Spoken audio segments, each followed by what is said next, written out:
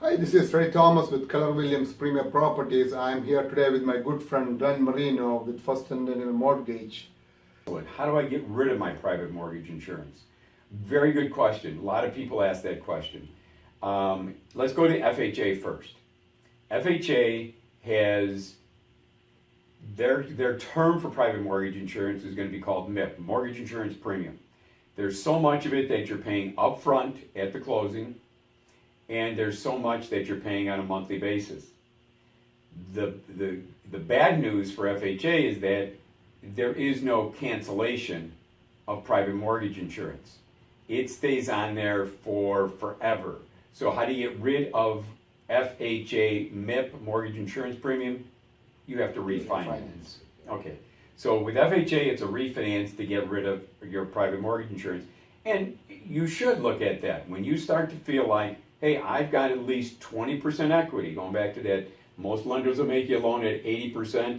When you got 20% equity, definitely look at your FHA loan and definitely look at refinancing and getting rid of that mortgage insurance premium. In some cases, it could be $100 to $200 a month that you're saving all of a sudden. Okay? Yeah. Now let's go to conventional. Conventional, there's two rules that we have to keep in mind.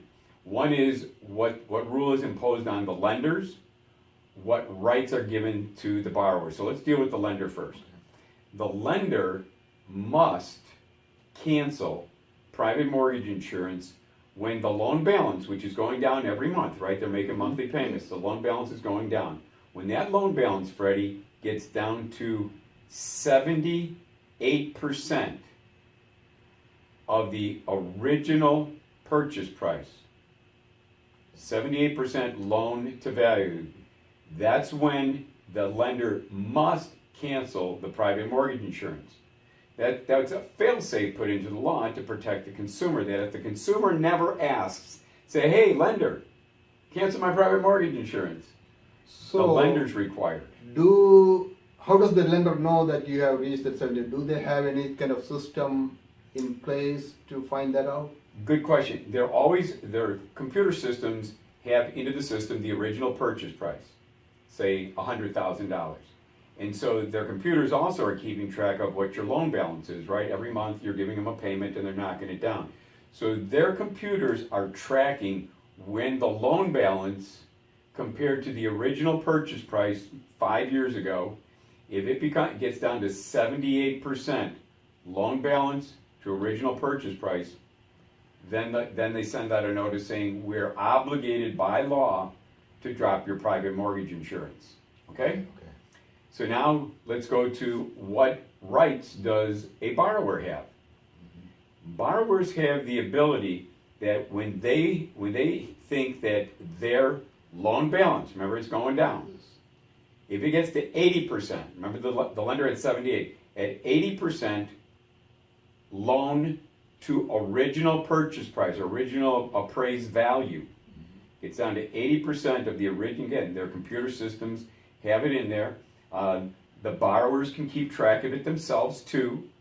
Now again, they're not going to necessarily get a notice from the lender when they get to 80 because they'll get that notice at 78, but at least the consumers are going to get an annual notification from the lender saying, hey, you have a right. You have a right to cancel this private mortgage insurance if your loan balance is 80% or less compared to the original appraised value, original purchase price. Okay. So that's when they can drop it. And obviously, they can also drop it if they were to refinance. They don't have to necessarily wait to get to the, in today's marketplace, rates are very, very low. People are coming in and they're refinancing. Property values may have gone up a little bit. They paid down the loan for several years. They might show now that they've got 20% equity and they can drop the private mortgage insurance through a refinance. Now here's another thing too about refinancing. Remember, if they only put 5% down, insurance companies work on what's called a risk-adjusted basis. Somebody only puts 5% down, it's a higher risk to the bank. They're putting out 95% financing. If somebody puts 10% down, they're only putting out 90%, less risk.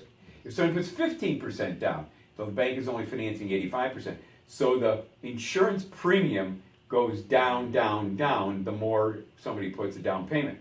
So my point here is that when they refinance, if they were had only 5% down, they had the highest private mortgage insurance premium, maybe they don't have a full 20% equity that they can drop it all together, but if they can lower their interest rate and move their risk factor down, move their premium down from the 95% category down to the 80 to 85% category, they might save not only in the principal and interest category, but they might save $50, $75, or $100 on the private mortgage insurance premium. So it's Freddie, how do people get a hold of you if they want to further discuss this, or if they want to have you take them out to look at some dream homes? How do they get a hold of you? If they would like to know more about this, they could go to my YouTube channel, subscribe to my YouTube channel, or follow me on Facebook, or they could call me at 630-344-9715, or email me at buyandtosell@gmail.com. It's BYUNTOSELL@gmail.com. And Glenn, if they would like to get in contact with you, or if he would like to contact you, what's your information? They can contact me because I'm part of Freddie's team. You can contact me, Glenn Marino, at First Centennial Mortgage. My phone number is 630. It's 788-7859. And my email address is G, my first initial, then dot Marino, MARINO, at gofcm.com. We appreciate you being here today. Thanks for your time. Have a great day. You too.